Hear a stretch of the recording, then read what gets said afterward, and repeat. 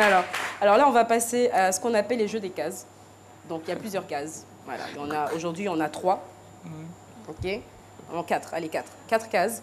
Vous me dites 1, 2, 3 ou 4. OK. C'est selon. 4. Numéro 4. Mes enfants. Ah oui. Ce sont mes enfants. MAM. MAM, tout le monde connaît MAM ici quand même. Oui. Alors c'est... Vous connaissez pas MAM? Non, ils sont trop jeunes. Ils sont trop Attends, jeunes. mais quand même. Mais si j'ai dit Boss Player, vous connaissez Boss Player? Boss Player. Ben voilà, c'est ça exactement. J'étais ici en, je sais plus en quelle année. Je produisais Nayan Kabel à l'époque. Et j'ai connu ce groupe. Oui. Et j'ai craqué sur le talent de ses enfants.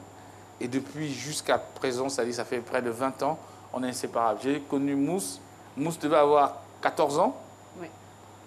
Mad devait avoir 15 ans et As devait avoir 15 ans.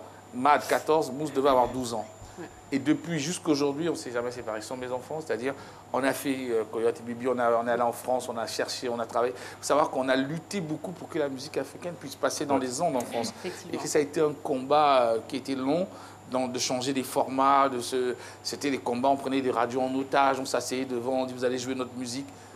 Aujourd'hui, toute l'Afrique en bénéficie. Aujourd'hui, toute la nouvelle génération, les K-Black, les NASA, les machins, en bénéficient de ce travail qu'on a fait. Et eux, ils étaient au début. Et aujourd'hui, c'est un des plus grands réalisateurs de vidéos d'Afrique francophone. Et c'est lui qui réalise tous les clips de Direct Prod, dont notamment Tizam Bengue, machin. On l'appelle Moussa Sankara, Mad Sankara.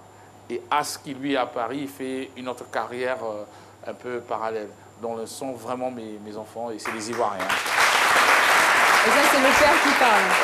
Alors, il nous reste encore 3 cases. 2. 2. Case numéro 2. Coucou, mon papounet de Frangin, je parle au nom de toute ta famille, la dynastie Yonke que tu représentes valablement. Nous voulons te dire, papa, nous sommes fiers de toi.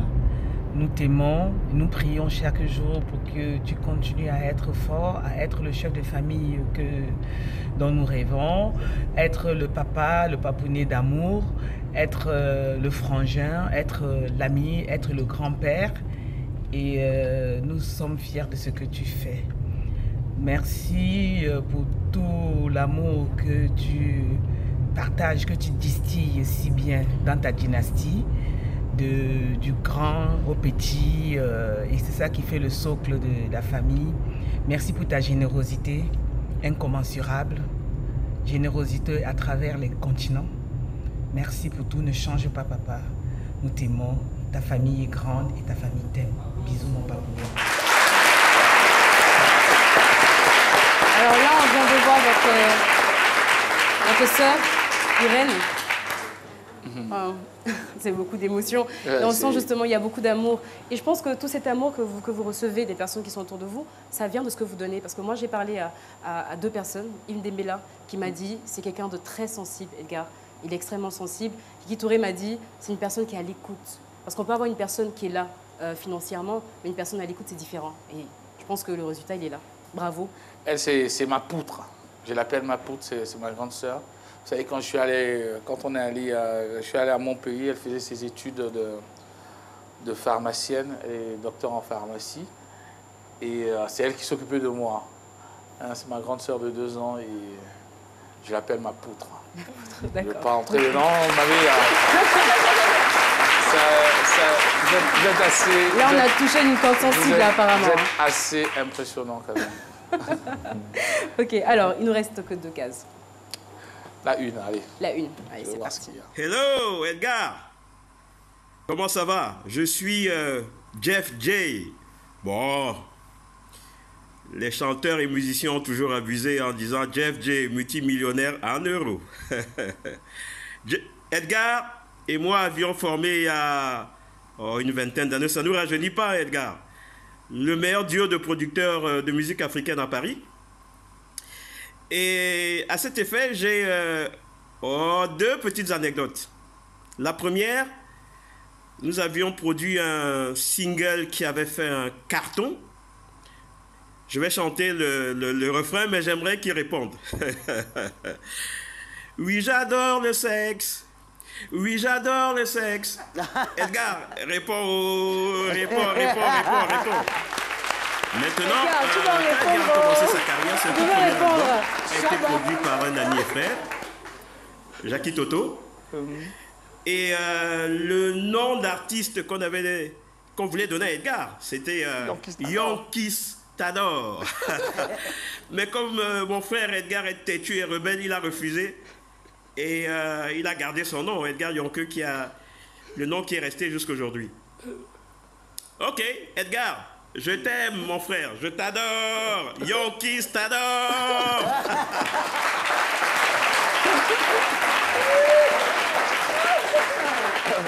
Jeff J. Oui, Jeff J, oui, c'était une histoire. Moi, quand j'ai commencé à vouloir vraiment produire, j'avais besoin d'un partenaire qui, lui, aille vendre et soit sérieux. Et on a formé un tandem, on a bousculé les lignes, en fait. On a produit des trucs qui ont vraiment bousculé les lignes. C'est-à-dire, on était à Paris, il y avait des producteurs établis, et nous, on est arrivés, quand je dis on a bousculé les lignes, on a bousculé vraiment les lignes. Je vais vous donner même une anecdote. Vous savez que le premier CD de Zouglou, je dis bien CD de Zouglou, c'était nous qui l'avons fait. Déjà à l'époque. Donc,